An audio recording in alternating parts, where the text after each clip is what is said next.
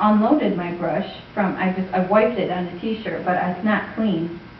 Because I don't need a clean white yet. This is actually, it looks pretty bright because of the contrast, but it's quite yellow on the palette.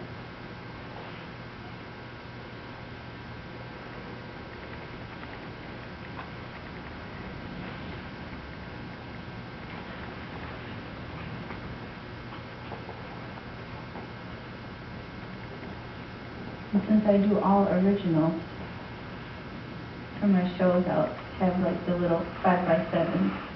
And so once I start painting chickadees, I paint a lot of chickadees. Chickadee weather right now. Yeah. Anything with a golden retriever or a chickadee in it instantaneously. So. Like straight, they don't exist.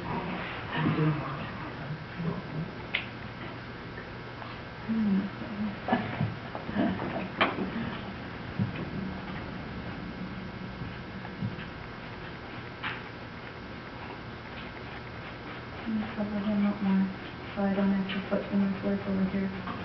Pretend he's behind me.